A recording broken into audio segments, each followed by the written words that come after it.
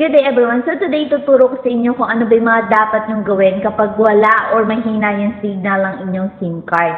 Especially sa mga app na kailangan makareceive ng OTP pero nadi-delay kaya hindi nyo ma-open.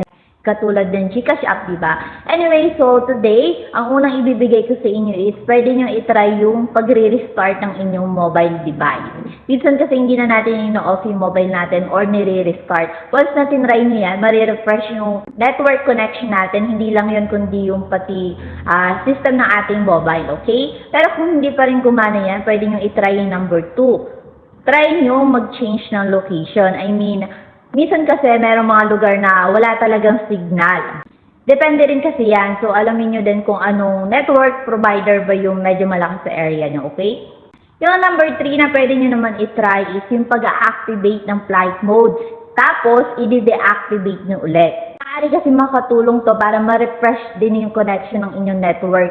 Especially kung medyo matagal nyo nang ginagamit yung data, okay? Then, yung number 4 naman natin, pwede nyo tawagan yung mismo network provider nyo. Pero kung hindi talaga kayo mahilig tumawag, kailangan nyo pumunta mismo sa inyong SIM provider. Minsan kasi pag luma na yung ating SIM card, halimbawa 3 years na or 5 years na, medyo bumabagal na din talaga yung signal niyan. Kailangan na natin magpalit ng SIM card. Pero don't worry kung ayaw nyo naman palitan yung mismong number nyo kasi nakaregister yan sa ibang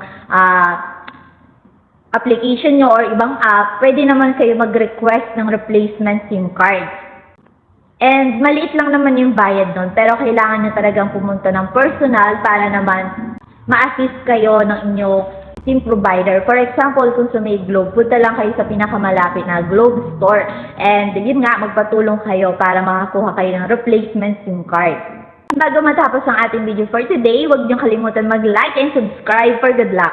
And kung meron kayong mga katanungan or suggestion, iwan nyo lang yan sa may comment section with #PoorConnection para naman mas mabilis namin mabasa at masagot.